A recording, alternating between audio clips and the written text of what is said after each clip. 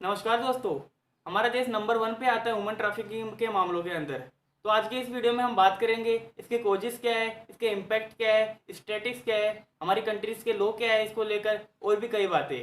तो सबसे पहले हम बात करें केसेस की, तो इंडिया के अंदर 20 से 65 मिलियन केसेस सामने आ चुके हैं वुमन ट्रैफिकिंग को लेकर।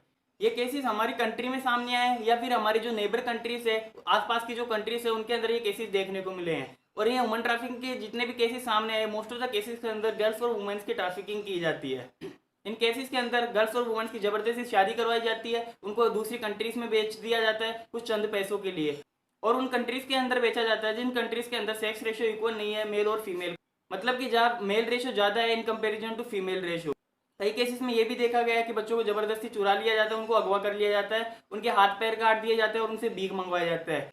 और कई बार उनको होटल्स, कंपनीज, फैक्ट्रीज इनमें ज़बरदस्ती काम करवाया जाता है। कई केसेस में इन बच्चों को टेररिस्ट ग्रुप्स को भेज दिया जाता है जहाँ इनको ट्रेनिंग दी जाती है टेररिस्ट बनने के लिए। इंडिया एक तरीके से डेस्टिनेशन बन चुका है आसपास की कंट्रीज के लिए गर्ल्स और वुमेन्स की स्मगलिंग को लेकर, उनको जबरदस्ती सेक्सुअल हैरेसमेंट करना, उनकी जबरदस्ती शादी करना और कुछ पैसों के लिए उनको इन कंट्रीज के अंदर बेच दिया जाता है। और ये केसेस सबसे ज़्यादा मिडल ईस्ट और यूरोप जैसी कंट्रीज के अंदर देखे गए हैं। अगर हम बात करें माइग्रेंट वर्कर्स की, जो लोग हमारी कंट्री से दूसरी कंट्रीज में जाते हैं रोजगार के लिए, वर्क करने के लिए, उनको वहाँ ज़बरदस्ती अगवा कर लिया जाता है और उनसे ज़बरदस्ती वहाँ पे काम करवाया जाता है और इस काम के बदले उन्हें कोई पैसा नहीं दिया जाता।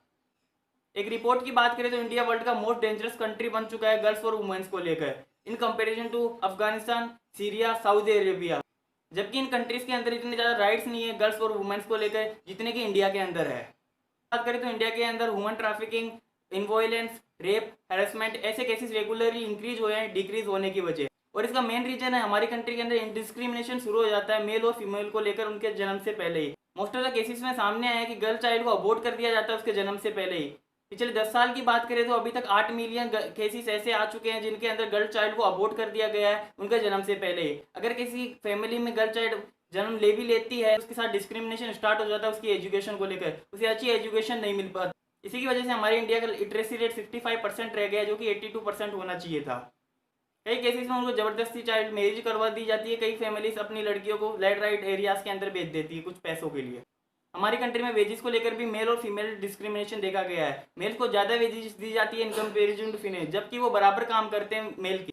इसके साथ ही हमारे देश में कई प्रकार की प्रथाएं चली आ रही है जैसे कि सती प्रथा। इस प्रथा के अंदर जिस भी औरत का पति मर जाता है उसको उसके पति की लाश के साथ जिंदा जला दिया जाता है। अभी तक 17,000 केसेस ऐसे सामने आ चुके हैं जिनके अंदर बच्चों को जबरदस्ती फोर्स लेबर करवाया जा रहा है, उनसे काम करवाया जाता है, और कई केसेस में बच्चों को ऑर्गन ट्रैफिकर्स को भेज दिया जाता है। और ये प्रॉब्लम हमारे देश में अननोटिस कर जाती है क्योंकि मोस्ट ऑफ द जो केसेस आते हैं वो रूरल एरिया से आते हैं और उनके पास इतना पैसा नहीं होता कि वो हमारे देश की घूसखोर पुलिस को पैसा दे पाए। इसी की वजह से उनके केस इन्वेस्टिगेट ही नहीं की जाते।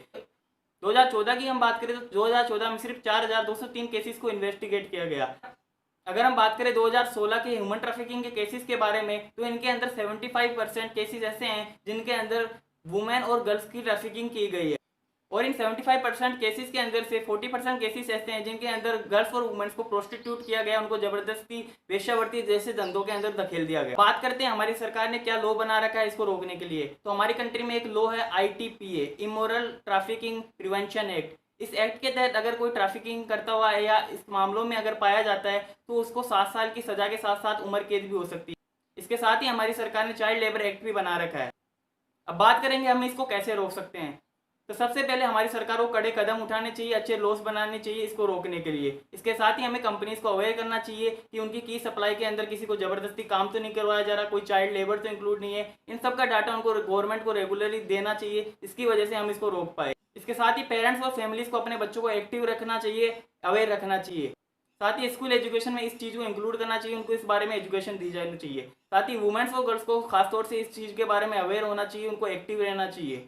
तो इसी के साथ मैं विदा लेता हूँ। अगर आप चैनल पर नए हैं तो चैनल को सब्सक्राइब करें, साथ ही बेल आइकन दबाना ना भूलें। धन्यवाद। जय हिंद, जय भारत।